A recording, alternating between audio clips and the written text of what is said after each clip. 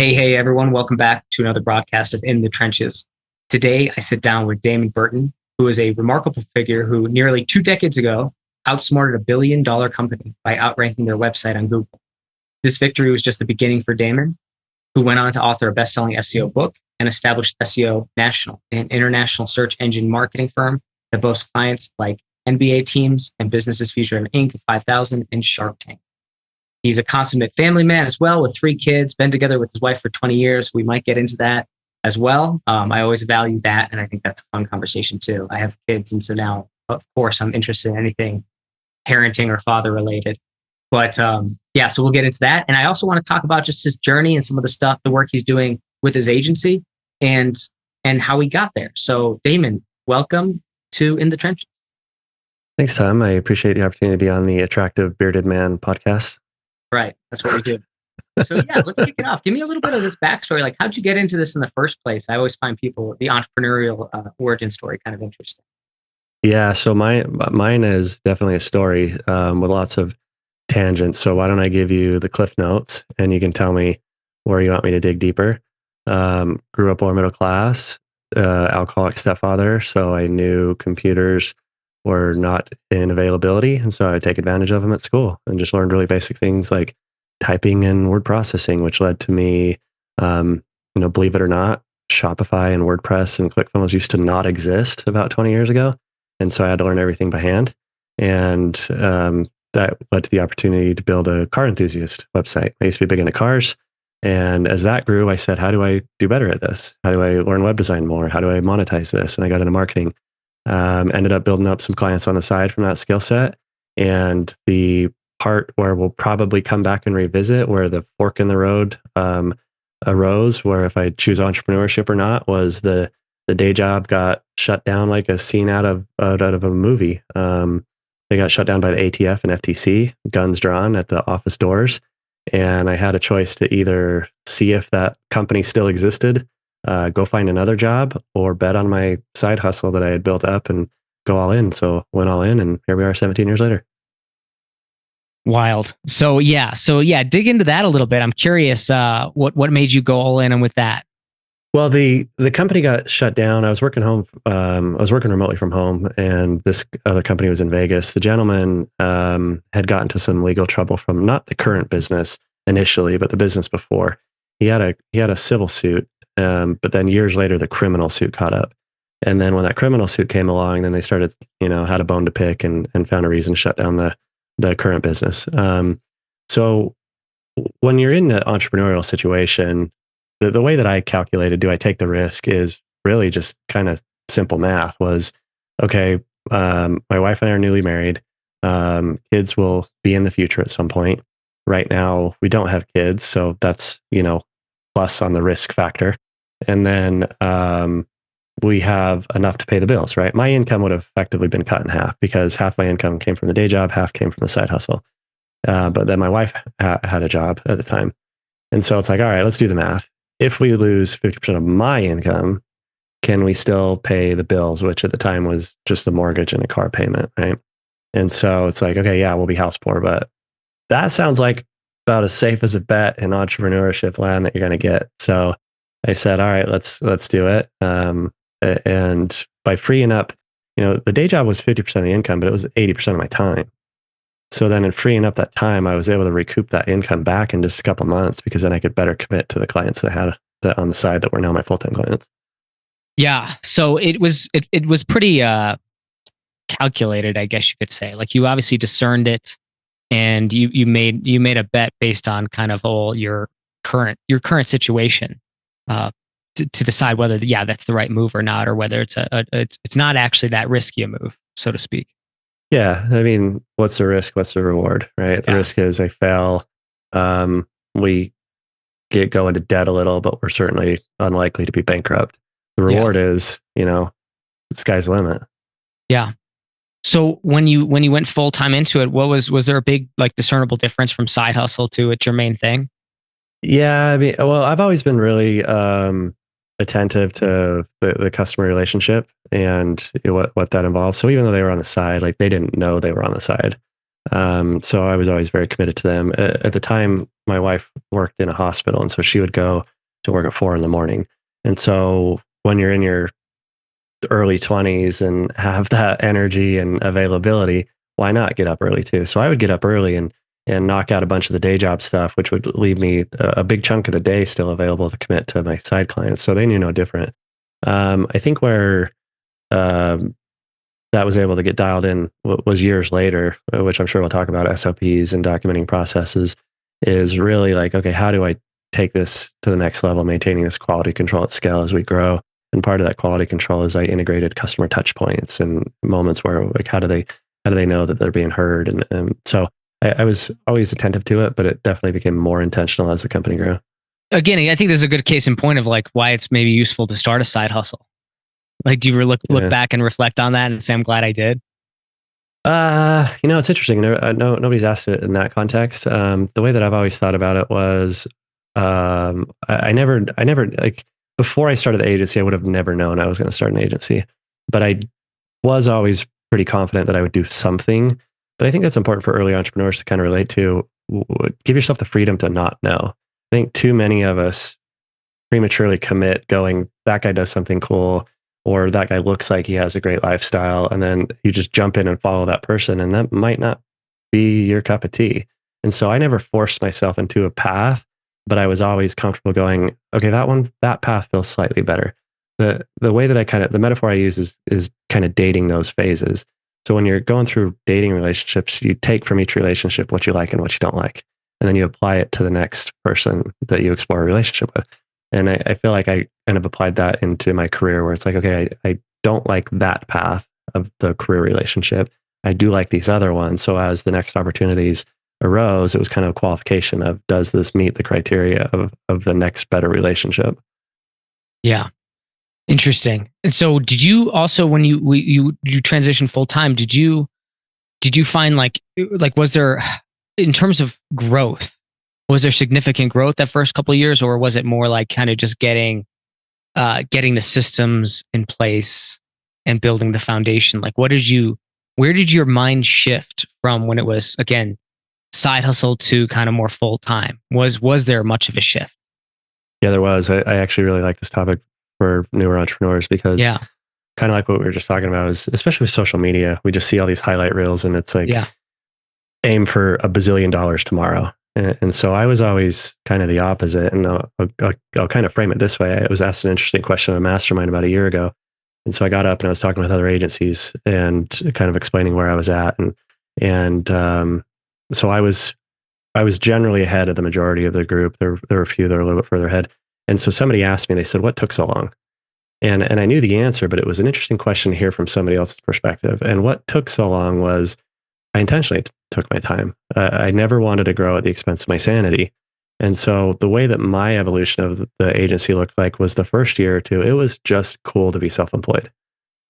And I don't think there's anything wrong with that. I was like, awesome. I can pay my bills. I can work whenever I want, hang out with my wife. And then about a year into it is kind of when I started to go, holy crap, this is actually something.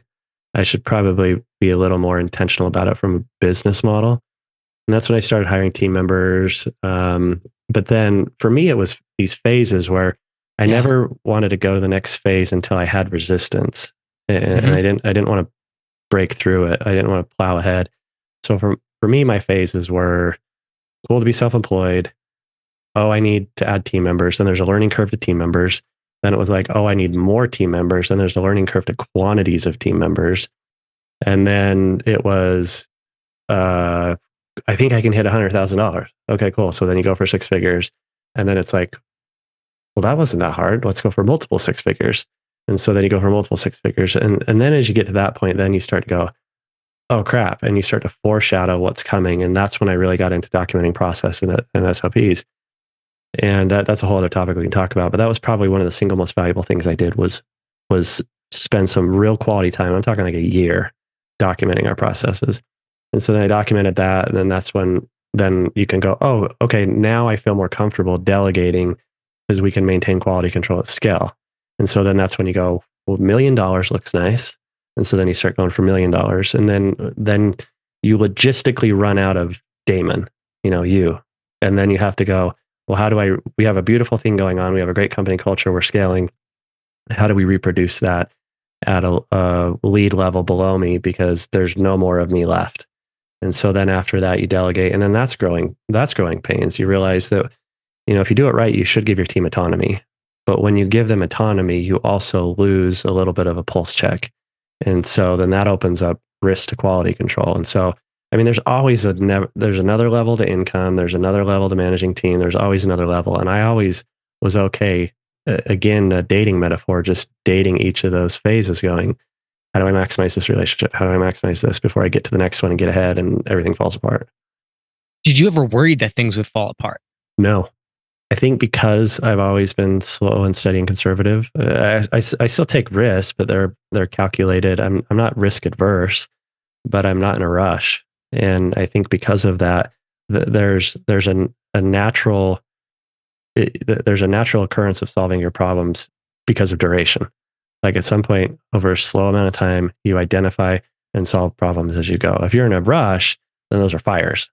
But if you're not in a rush, then you can kind of solve them as you go. So by the time you get to the next phase, you really don't have anything to try and figure out.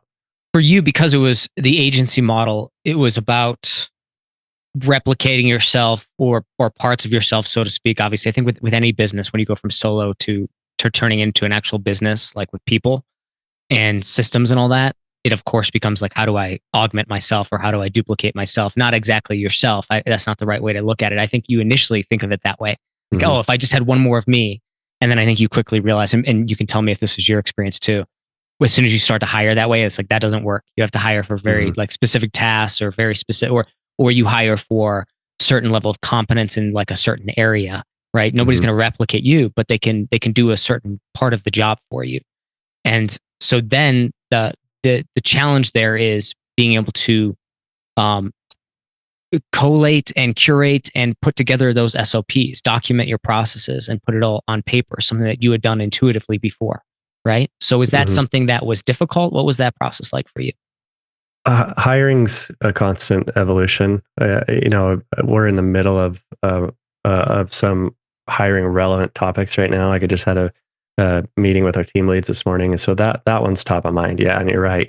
Historically, I think hiring has evolved. Before, I wouldn't say it was easy, but it wasn't hard because we had great SOPs. And so the way that I had looked at it historically was we spent so much time creating such granular documentation, and I'll kind of come back into how we created it and the approach we took.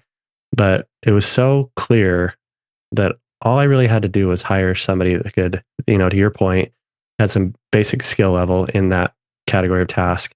But at the end of the day, they only had to A, be able to read, B, follow directions.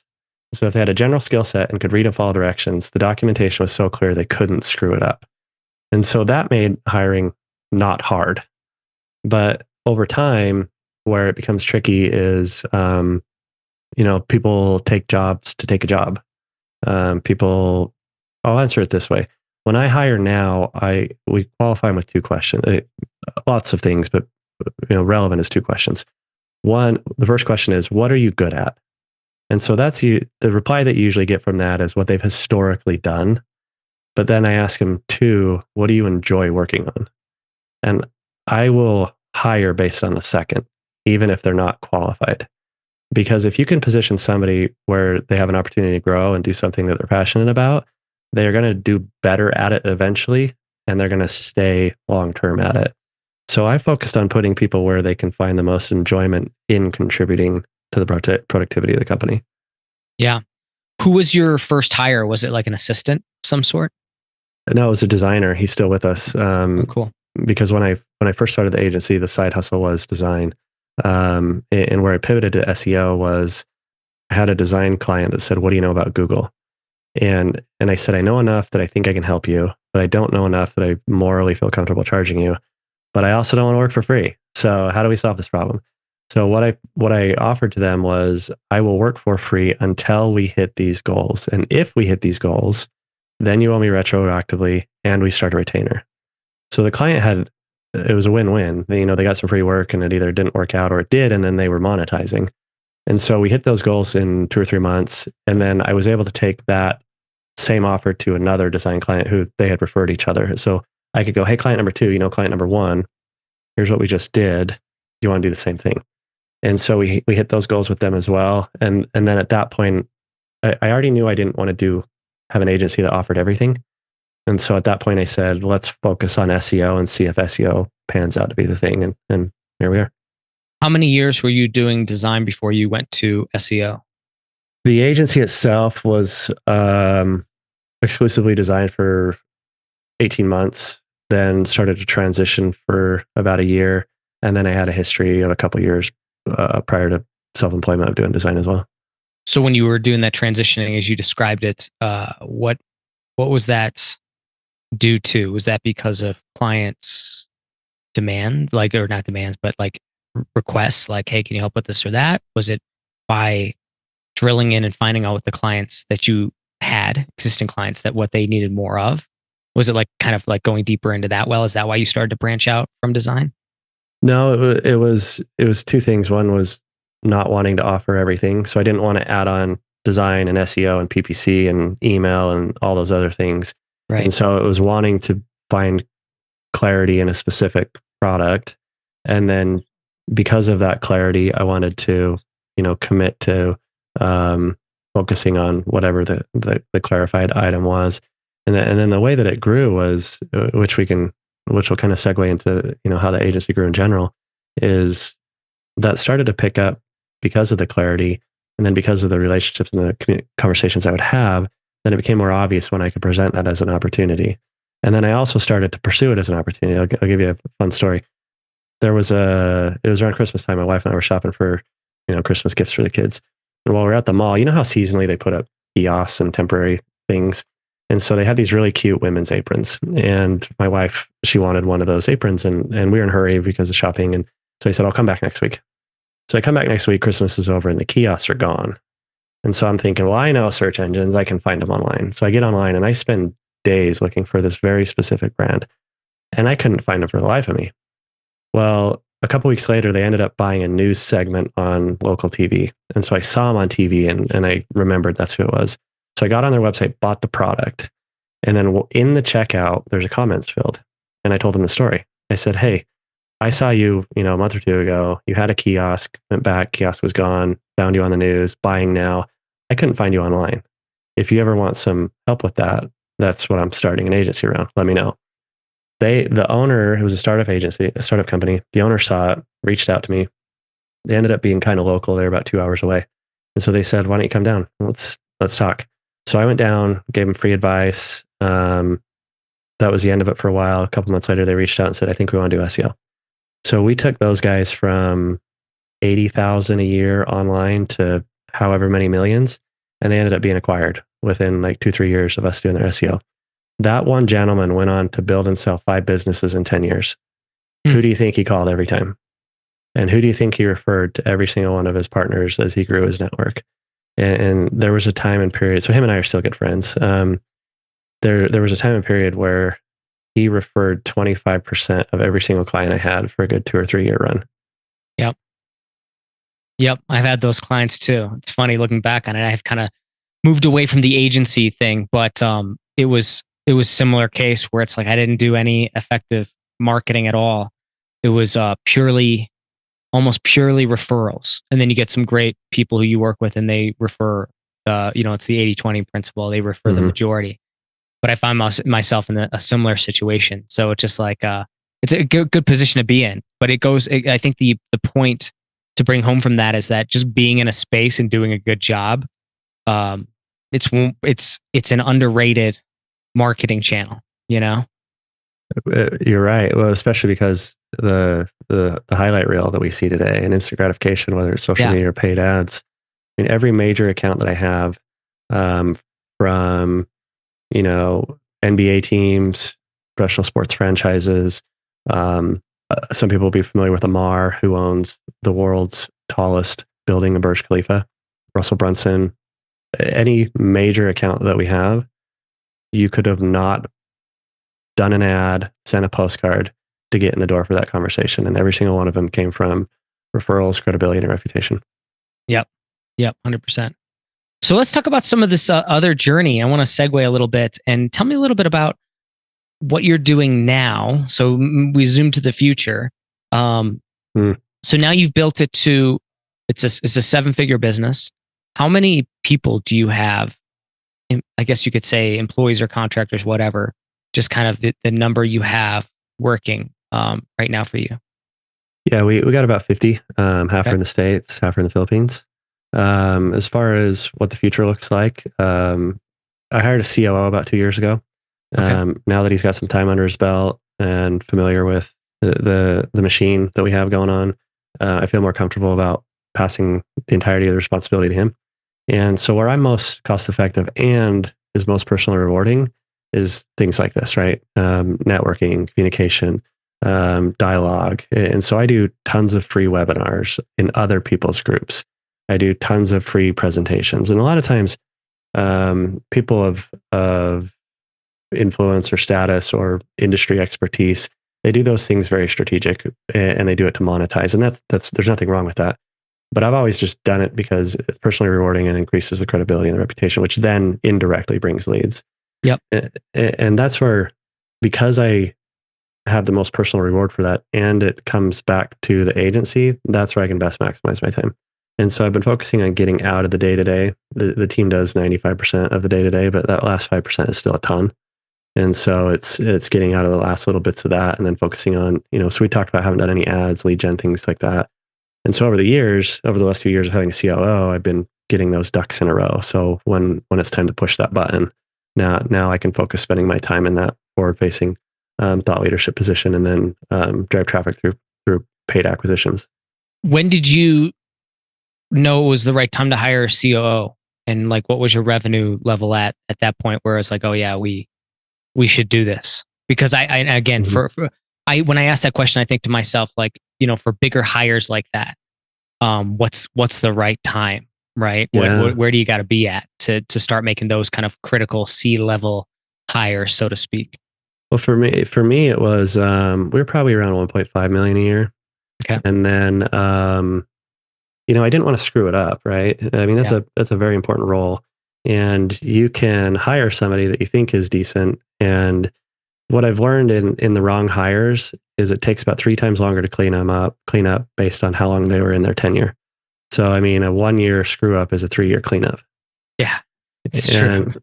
so I always kind of knew that in mind from just smaller roles, right? Having some leads that were good, but over time, there's a quote like, the people that got you here won't get you there. And so we had a lot of great people that got us here, but weren't on board to get us there. And they were loyal and we liked them as people. But when it was time to let them go because they weren't growing with us, we cut them slack longer than we should have. And so I knew the pain points of that. And so I really took my time until that person just kind of materialized. And then I went, oh, this will solve all my problems. And so I kind of pre-qualified the person and they came on as a project lead for a while, exposed them. So they already had the skill set, but then how do you expose them to your assembly line and your machine? And so then I exposed them while minimizing the risk by not giving them the position, but having them as a lead. And so, for me, it was, so that answers the price point, right? And he negotiated significantly higher on payroll than I had wanted when I sought out to fill the position. But then it's like, okay, what's the potential payoff? If they can come with that much value, then it's probably worth it. And so there was a risk involved. So do we pay? He came in 65,000 more than I wanted to budget for. And so it's like, well, can we get a return out of that if all things line up? So that's the financial answer. As far as like workload and pain point, I think it depends on who you are. And probably the hurdle for a lot of people is ego, more so than necessity of the role. And so you could probably be brutally honest that you need to fill that role, but you have an ego to letting go of responsibility. So I think that's a big consideration for some people is, can you give somebody that much stuff and get out of the way? And I had come to that point where I just simply didn't have a choice. The workload was so much that either I continued to try and juggle it all, knowing that if I did it too much longer, it would start sacrificing quality control, or I just concede and go, I have no other choice but to give that to somebody. What was the size of the team at that point? Probably, so if we're at around 50 now, we were probably around 30, 35. And you were basically COO, CEO, all the things. Yeah. Yeah. And it's interesting because, like I said, we had a team meeting this morning, and as we talk about these different levels and phases and things like that, and so now I'm in a new phase. You do these things long enough, and when you realize you hit a pain point, you're kind of excited, right? Day one sucks because you're like, I got to fix this thing. But then you go, this is going to turn into something amazing.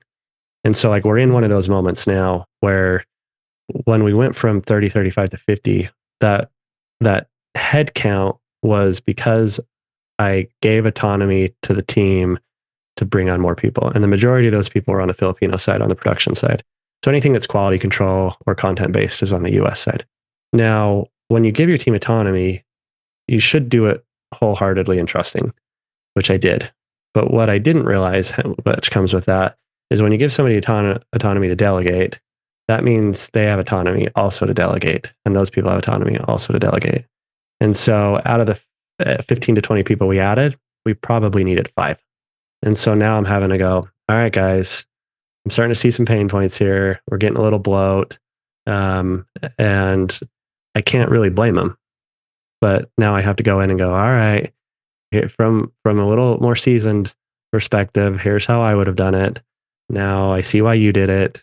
Let's bridge the gap and let's undo this a little bit. Yeah. Do you see that as a mistake? If you would have asked the really pissed off Damon a couple weeks ago, yeah, I definitely wanted to point some fingers. Now,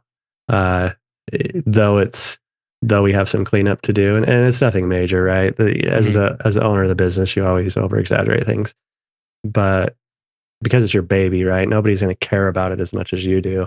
And so all you can do is communicate the quality control and why it matters. And then hopefully if you do that properly, then that effectively creates the protection of the baby. Yeah. And so, now it's like, I'm not angry. I'm just frustrated. And like we said, you do this enough times and you see the opportunity. So now I'm starting to pivot, and the pendulum's starting to go the other way, where I'm more on the excited side, because it's like, cool. Now I know why they chose that as an answer.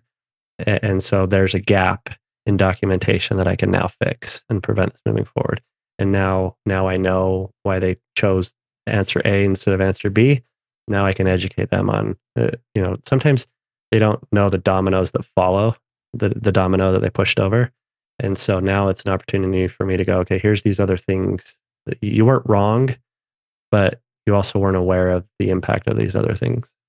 How do you, I guess, what is that solution? Is it that you, like, is it big on KPIs then? Like, did it fail somewhere there or something? Or like, was it just kind of, here you have carte blanche originally, but now here are the left and right parameters? I'm genuinely curious about this, because I do think about, I try to give my team autonomy, but I've never, we're not at the level yet where I would like let them bring on team members. Like there's, I'm just not there yet, but I'm curious about that. Like what that would be like moving into that space and how you would do that correctly. There was gaps in 2 different areas. One was KPIs between me and my COO, because the machine had ran so well that when I turned it over, historically, the documentation and the results that came from the proper documentation equaled excellent results. And so as the team delegated and the delegators delegated, then it created a gap in clarity and project ownership. And so the documentation never changed, but who executed on it did. And so now when we started to see these little gaps, we couldn't go back and go, who skipped that? Yeah. Because somebody delegated to somebody else, and then people were cross-training and switching departments and helping with overflow. And they were all doing their best to, support the other team members that would have ebbs and flows. But then that meant short-term responsibility changes. And so one month, somebody that generally isn't in one department was. And so there was gaps in KPIs on the admin level where the COO didn't have the opportunity to have clarity in performance per department and who was doing what. Now, on the production side and the autonomy, where the gap arose was, because the documentation was so clear, that was always the safety net. And I thought it was really hard to screw that up.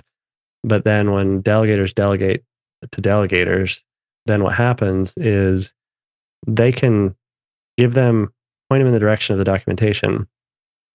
But if they don't follow up to ensure they interpreted it properly, then those people pass on the diluted interpretation to the next person.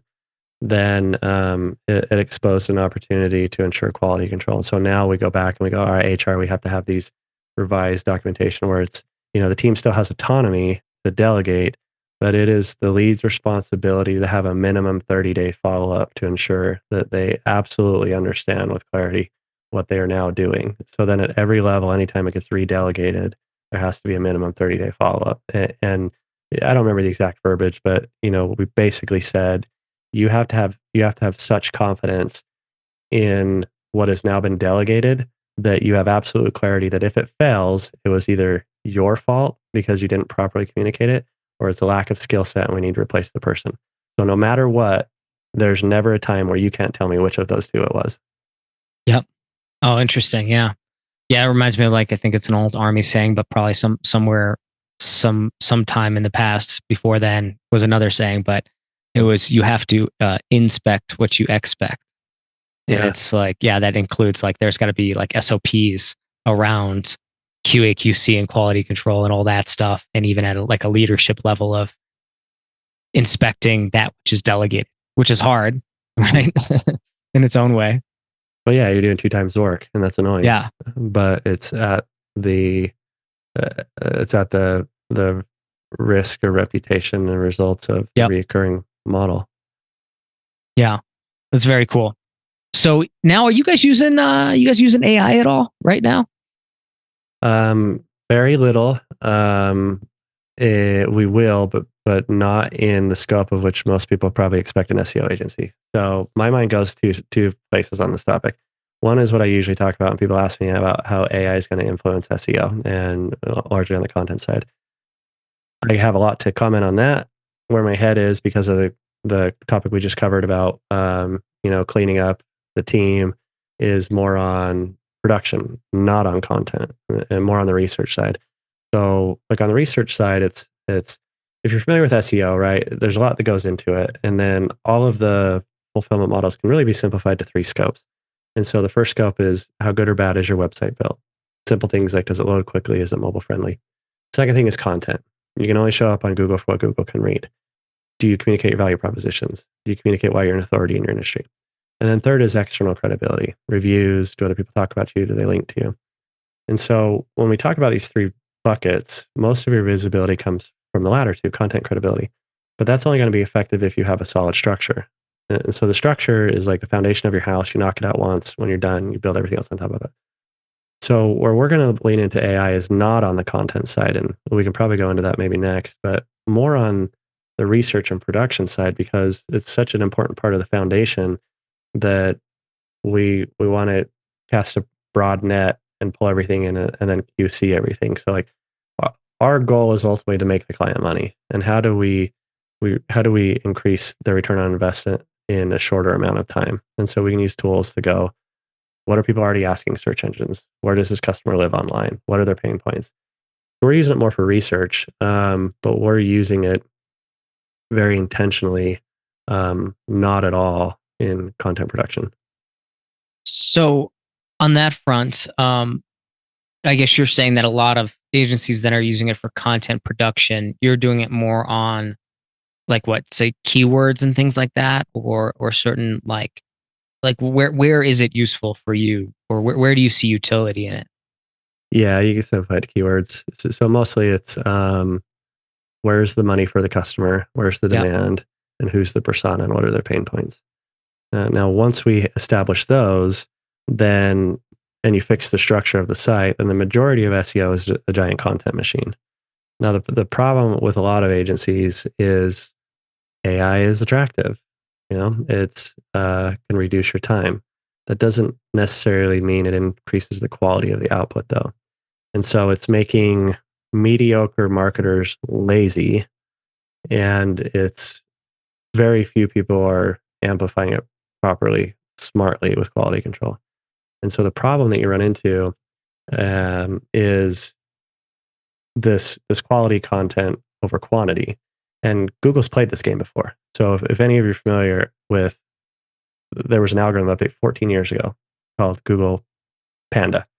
And Panda focused on quality content because back in the day, these programs still exist called content spinners, but they're just not effective anymore. And what a content spinner is people used to grab content from their competitors, Wikipedia, drop it in these programs. It would shuffle around the paragraphs and synonyms and make quote unquote unique content. AI is just a more savvy, advanced content spinner, but it's still taking content from somewhere else, shuffling it around. And so the problem you start to run into, especially if you don't do quality control, is you start to run into duplicate content. It may not be literally the same, but it is pattern identifiable in the structure of the content. And I can see it with my human eye. And Google's algorithms are a lot smarter than me. And so if I can see it in the majority of content that I see online on optimized websites, then these algorithms can start to detect these patterns. Now, ChatGPT's been out for, as of the time recording this, a little over a year. And I've been preaching for probably 9 months out of that year, going, hey, use AI, just think about these other things about quality control. And also think about the overlooked opportunity for the human element of telling a unique story. And of course, everybody's like poo-pooing on it and going, oh, well, Google says they don't care about AI-based content. Usually whatever Google says, do the opposite. And so as of the time of recording this, a week ago, 2 weeks ago, Google announced probably the largest algorithm update they've ever done. These major ones in the past, like the Panda one, affected something like 10% of less of queries. They've gone on record saying this one rolling out now is upwards of 40%. It's substantially larger than any other algorithm they've had in the past. Now, while they didn't specifically say the words AI or artificial intelligence in the algorithm update, every single bullet point they said was based on AI. Mass-produced content at scale, mass-produced content for the sake of manipulation. Like all these things were just very clearly about AI-based content. So I'm not saying don't do it. You just have to look beyond the utility of ease and go, does it actually produce a qualified result, not just quantity? Yeah, I'll be curious because I've never really played the SEO game. But I'd be curious every now and then. I like to see where my traffic's at and things like that. And I obviously didn't. I did have an issue where it was just totally not being searched at all. But again, I don't really get my traffic from that per se. But I'll still be curious if a blog like mine ends up ranking better because of this algorithm update. Just because I don't do quantity, it's all written by a human. It'd just be interesting if to see if anything like that impacts it, positive or negative, for a simple blog like mine, for instance. I know you deal with probably bigger companies, e-commerce brands like that, things, people selling products. Is that correct? By the way, am I making a big assumption there? On our industries, our industries are all over. So there's e-coms. We have e-com, service products, travel, consulting, software. I mean, it's a little bit of everything. Health and beauty, medical. It's all over. But you're right. Historically, any algorithm update that's come out, our clients are either neutral or positive. We've never had a client get a penalty. Yeah, so it'll be interesting to see how this shakes it up. But yeah, so you're skeptical of AI, which probably makes sense. It's I can't figure out how to properly articulate it. I'm not skeptical. Like, I think AI is awesome, right? Like, I get why it's attractive. I get why it saves time. I acknowledge it's not going away and it's only going to get better. But purely from an SEO perspective, I think that it is really easy to get addicted to it and not acknowledge the intentionality behind how you're using it. Yeah. Very interesting. So what next for you? What are the big things that are coming up? What are you most excited for? I want to kind of leading on, picking up on the topic of being more in the forward-facing space and thought leadership. Like I said, I mean, the biggest drive, while it has a lot of financial opportunity, the biggest driver is definitely the personal reward. I genuinely like helping people. I like pointing people in the right direction. I like hearing a year later that I changed somebody's life. So there's a personal calling to go in that direction, just for me selfishly. But in addition to that, with having kids, I've talked to my wife over the years, and it's like, maybe maybe when I hit this benchmark, I never quantified what number I would need to retire because I didn't want to take the lazy way out. And then about 2 years ago, I went, you know what? Why don't I quantify it? Not because I'm going to do it, but just to see where I'm at. And I did it. I quantified these numbers and I went, oh, okay. So I'd have to be at, another, I wasn't too far off. I was like, I needed another $600,000 a year. And if we combine those numbers and then sell it, I'd have a multiple that is respectable enough I could live off of it. Mm-hmm. I wouldn't, I would never want to fully retire. I'd go crazy not doing something. But what was interesting is I quantified the number and I hit it like 6 months later. Mm. And so then I went, oh, okay, well, this changes how I look at things.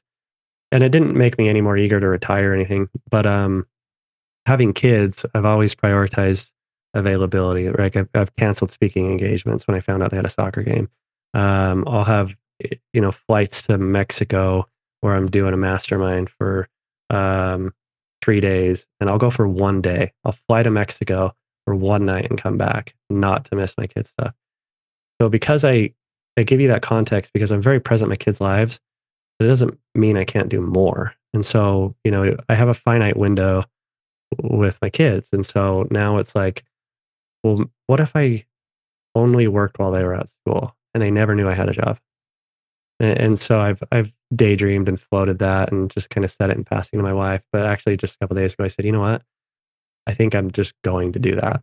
So I think I'm going to start transitioning towards that where whenever the kids have school off, I got work off. Whenever, if they get off at 3, I get off at 2:30. I love that. I can't do that because I work at home, but so that they know. But I've actually in this last couple of years, it's been pretty cool. I actually been able to get to like a 9 to 4 type setup, and now we're just like in this rhythm where the kids are coming like into my office at like 3:30 every day, being like, "Hey, you ready to go? Like we got to go to jujitsu or go to whatever." Yeah.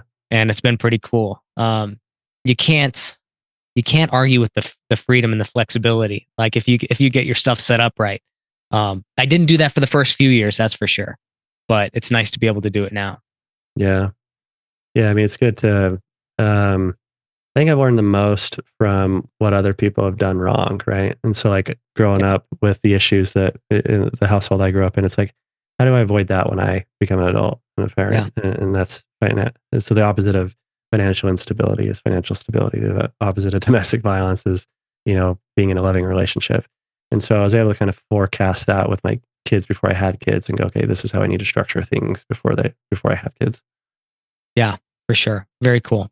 Well, Damon, thank you so much for being on In the Trenches, man. This was a fun conversation. Thank you for sharing those numbers, your insights, your strategies, and just your story.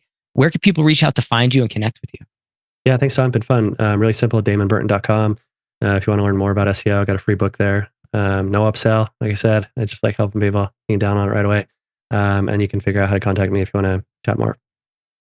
Awesome. Well, thank you, Damon. And to all our listeners, take care. And until next time, we'll catch you later.